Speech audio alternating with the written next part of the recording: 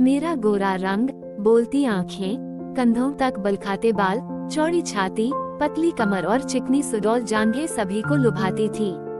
पुरुष मेरे सौंदर्य को देखकर कहते, ये लड़की तो किसी रसगुल्ले से कम मुलायम और रसदार नहीं है। इसे देखने मात्र से ही जन्नत की सैर हो जाती है। मैं सुंदर थी, मेरी देह यष्टि आकर्षक थी। मैं पुरुषों के मुंह से ऐसे शब्द सुनते ही नारी स्वभाववश खिल जाती और मुझे अपनी खूबसूरती का बरबस ही आभास होने लगता। मैं बुदबुदाए बिना न रह पाती, मुझ पर तुम सब मरते हो तो मरो, मैं किसी के हाथ नहीं आने वाली, मैं तो आग हूँ, आग। मुझे पकड़ने के लिए पानी बनना होगा। मैं सुंदर हूँ, पर इतनी भोली नहीं हूँ कि अपनी प्रशंसा सुनते ही तुम्हारी बाहों में समा जाऊंगी।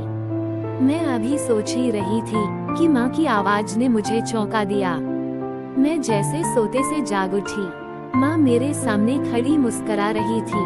मेरी माँ मुझसे कहीं अधिक खूबसूरत थी। वो एक प्रौढ़ महिला थी, लेकिन देखने में 21-22 की ही लगती थी। वो अपने सौंदर्य और स्वास्थ्य के प्रति हरदम सजग रहती थी। वो अपने मुंह से कुछ कहती तो नहीं थी, किंतु उसके मन के भाव से अक्सर ही मुझे लगता कि वो वेदांत अंकल को पसंद करती है और पापा उसके अनुकूल नहीं है। वेदांत अंकल कहाँ से आते थे और मम्मी से उनका संबंध कब से था, इससे मेरा कोई मतलब नहीं था।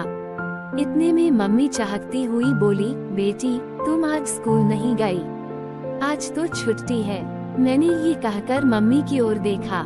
आज उसने गुलाबी साड़ी बांध रखी थी। मम्मी पर गुलाबी कपड़े बहुत ही खिलते थे। उसका रूप उनमें और अधिक दमक उठता था। मुझे जहाँ तक मालूम था, मम्मी सजती संवरती तभी थी जब वेदांत अंकल घर पर होते थे या आने वाले होते थे। वैसे तो सजना संवरना मम्मी के जीवन का एक अभिन्न हिस्सा था, लेकिन उस दिन वो विशेष रूप से साज श्रृंगार करती थी जब वेदांत अंकल घर पर होते। मैं अचानक ही बोल पड़ी, तो वेदांत अंकल आज आने वाले हैं। मेरी समझ में यह नहीं आ रहा कि मम्मी पापा के लिए क्यों नहीं सजती संवरती है। शायद माँ के सपनों के राजकुमार पापा नहीं हैं, वेदांत अंकल ही हैं। वैसे ये कड़वा सच भी है, वेदांत अंकल पापा से अधिक सुंदर और स्मार्ट हैं। अपने आप को हमेशा ही सुंदर बनाकर रखते हैं, कपड़े ढंग के पहनते हैं, और पापा तो बिल्कुल ही ढीले ढाले व्यक्ति हैं।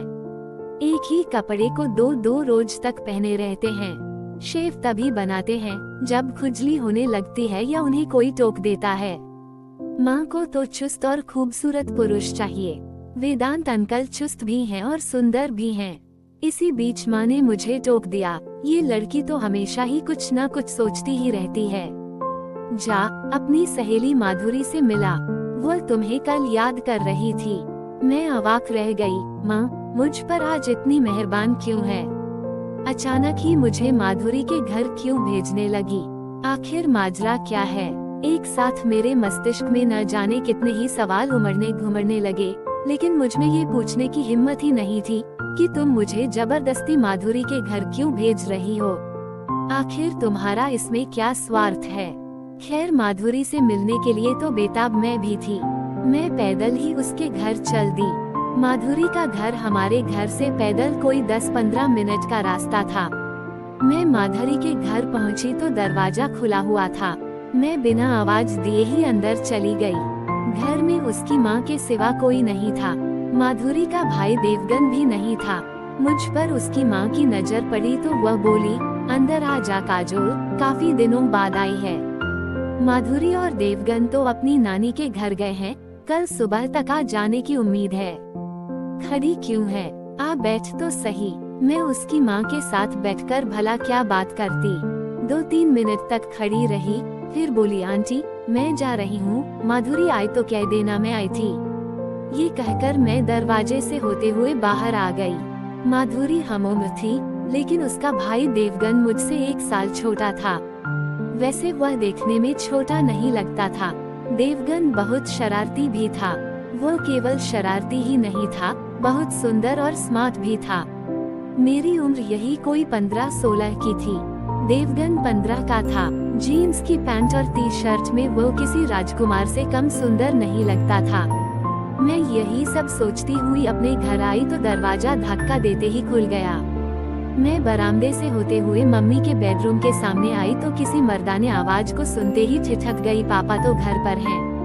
नहीं, 2 दिनों के लिए बाहर गए हैं। फिर यह मर्दानी आवाज कहाँ से आ रही है और यह आवाज किसकी हो सकती है? मैं वहीं खड़ी होकर सोचने लगी कि यह आवाज कहाँ से आ रही है। यह आवाज मम्मी के बेडरूम से आ रही थी। मैंने सोचा शायद पापा आ गए हैं, लेकिन वह तो ऑफिस के काम से गए हैं। काम बीच में ही छोड़कर कैसे आ सकते हैं? मैं ये सोचते सोचते दबे पांव मम्मी के बेडरूम की ओर बढ़ गई। दरवाजे के नजदीक आकर खिड़की की ओर देखा तो खिड़की बंद थी। मैं अंदर झांकना चाहती थी। मेरे मन में वैसे कोई दुर्भावना नहीं थी। मैं तो ये देखने के लिए बेचैन थी कि कहीं पापा तो नहीं आ गए हैं। तभी मेरी निगाह दरवाजे के गोल छेद पर पड़ी। मैं एक आंख बंद कर दूसरी आंख से उस छोटे से गोल छेद में झांकने लगी। अंदर का नजार देखकर मुझे अपनी आंखों पर विश्वास नहीं हुआ। मैंने अपनी आंखें मलकर फिर उस गोल छेद से झांका तो वही दृश्य नजर आया। इस बार अविश्वास करने का कोई सवाल ही नहीं था। वेदांत अंकल बिल्कुल ही निर्वस्त्र थे और मम्मी चड्डी बनियान में थी। इस मुद्रा में दोनों ही बहुत खुश थे। एक दूसरे की आंखों में आंखें डाले यूं बैठे थे जैसे एक दूसरे को सम्मोहित कर रहे हों। इतने में मम्मी ने वेदांत अंकल के पेट में गुदगुदी की। वो अनायास ही हंसने लगे और हंसते हंसते ही उन्होंने मम्मी को अपनी गोद में उठाकर बिठा लिया। मम्मी उनके गले में बाहें डालते हुए बोली, तुम्हारी बाहों का स्पर्श बड़ा ही उत्तेजक है। दिगंबर ने तो मुझे कभी ऐसा आनंद दिया ही नहीं। तुम्हारा पति दिगंबर कोई मर्द थोड़े ही है, वह तो भोदू है। न जाने कैसे उसके साथ तुम रहती हो। वेदांत अंकल ये कहकर हंसने लगे। दिगंबर तो एक खंभा है जिसकी आड़ में मैं तुम्हारे साथ रहती हूँ। दिगंबर जैसे पति को उंगलियों पर नचाना मुझे खूब आता है। मम्मी यह कहते कहते काफी आक्रामक हो गई और उसने वेदांत अंकल के गाल को दांतों से काट लिया। वेदांत अंकल भी कहीं चूकने वाले थे। एक हल्की सी सीटकार लेते हुए उन्होंने मम्मी को बाहों में समेट लिया, फिर उसके होठों को जोर से भींच लिया। अब कैसा लग रहा है? कैसा क्या लग रहा है? अच्छा लग रहा है। क्या तुम्हें नहीं पता, स्त्रियां दर्द से मिठास चूसती हैं। मम्मी के शब्द ये कहते कहते लड़खड़ा गए। उसकी आंखें बंद हो गई। दोनों एक दूसरे के होंठ ऐसे चूस रहे थे जैसे लॉलीपॉप या आइसक्रीम चाट रहे हों। तभी वेदांत अंकल ने मम्मी को एक हल्की सी थपकी लगाई। इस थपकी के जवाब में मम्मी ने भी उनकी पीठ पर एक हल्की सी चिकोटी काट दी। सेक्स का इतना जीवंत और उत्तेजक दृश्य मैंने पहली बार ही देखा था। मेरा रोम रोम रोमांचित हो उठा। मेरे कपड़े पसीने से नहा गए। मुझे इस खेल को देखने में आनंद भी आ रहा था और घृणा भी हो रही थी। घृणा इसलिए हो रही थी क्योंकि यह खेल मेरी मम्मी किसी दूसरे मर्द के साथ खेल रही थी। पापा के साथ वह खेल में शामिल होती तो शायद मुझे घृणा न होती या मैं इतनी देर तक यहाँ न खड़ी होती। इतने में ही मैंने देखा, दोनों एक दूसरे से थक हार कर ऐसे दूर दूर बैठे हौंफ रहे हैं मानो 2 शिकारी कुत्ते बराबर की कुश्ती लड़ते लड़ते थक गए हों और पुनः लड़ने के लिए सुस्ता रहे हों। तभी मम्मी ने हाथ का इशारा करते हुए कहा, आओ यहाँ मेरे पास। आज तो होंठ ऐसे चूस रहे थे जैसे कोई आइसक्रीम चूसता हो। क्या तुम इस मामले में पीछे थी? वेदांत अंकल ये कहकर जाने के लिए उठ खड़े हुए। मम्मी ने उनका हाथ झुककर पकड़ लिया। क्यों? दिल भर गया।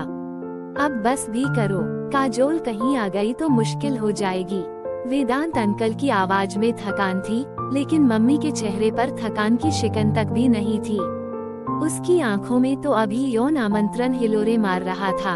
उसने वेदांत अंकल को खींचकर पलंग पर बिठा दिया। काजोल अपनी सहेली के घर गई है, वो अभी नहीं आने वाली। मेरे शरीर में एक सिहरन सी दौड़ गई। तुम भी? वेदांत अंकल ने ये कहते कहते मम्मी को बाहों में भींच लिया। लगता है अब कल वाले आसन का इस्तेमाल करना पड़ेगा। करो ना, मना किसने किया है? मम्मी यह कहते कहते हंसने लगी। अंकल ने उसको पलंग पर पटक दिया। मम्मी का पूरा शरीर पलंग पर मचल रहा था। अंकल ने हाथ बढ़ाकर टेप रिकॉर्डर ऑन कर दिया। संगीत की धुन बड़ी ही उत्तेजक और दिलकश थी। तभी अचानक ही मुझे छींक आ गई। सारा गुड़ गोबर हो गया। मैं हड़बड़ाकर अपने कमरे की ओर भागती चली गई और पलंग पर निढाल पड़ गई। मुझे अपने आप पर बहुत ही खींच आ रही थी। इस नासपीटी छींक को क्या अभी ही आना था, सारा खेल बिगाड़ दिया। इतने में दरवाजा खुलने की भडाम की आवाज आई। मैं फटाफट पलंग से उठकर कपड़े बदलने लगी ताकि मम्मी यह समझे कि मैं माधुरी के घर से अभी अभी आ रही हैं। इसी बीच मम्मी मेरे कमरे में दाखिल हुई। मैंने देखा वो काफी भयभीत थी। वो मेरे करीब आकर बोली, कब आई? अभी चली ही तो आ रही हूँ। माधुरी घर पर ही थी? हाँ, घर पर ही थी। मैं इतना कहकर बाथरूम में आ गई और स्वयं को सहेजने संभालने की कोशिश करने लगी। मुझे डर था कि कहीं मैं माँ बेटी के मर्यादित रिश्ते की गरिमा को भूलकर कोई अशोभनीय बात न कर बैठूं। मैं माँ से कोई सवाल करना नहीं चाहती थी क्योंकि माँ की यह अपनी जिंदगी थी। न जाने किस मजबूरी में वह ये सब कर रही थी। कोई कारण जाने बिना माँ को कुछ कहना मुझे ठीक नहीं लग रहा था। वह पापा से इतनी बड़ी बेवफाई क्यों कर रही थी, ये बात मुझे भीतर ही भीतर कचोट रही थी। मैं शुरू से ही उस विचारधारा की थी, जो भी काम करो खुलेआम करो, किसी से धोखाधड़ी न करो। कोई भी काम बुरा नहीं होता, वह तब बुरा हो जाता है जब वह सबकी नजरों से बचाकर किया जाता है।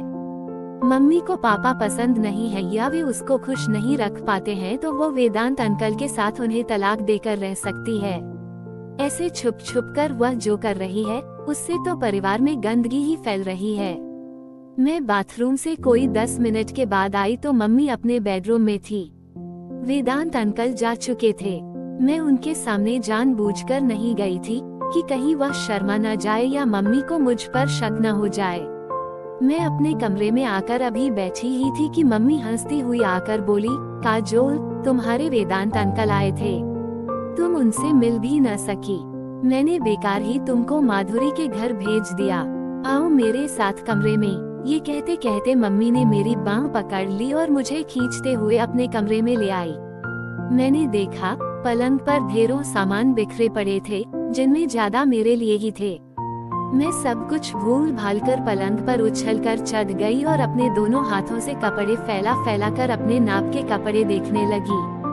गुलाबी मिनी स्कर्ट टॉप, जीन्स की टाइट पैंट और लो कट टी शर्ट, आसमानी गाउन और भी न जाने कितनी ही पोशाकें वेदांत अंकल मेरे लिए लाए थे। तभी मम्मी मुस्कुराती हुई बोली, तुम्हें कपड़े पसंद आए?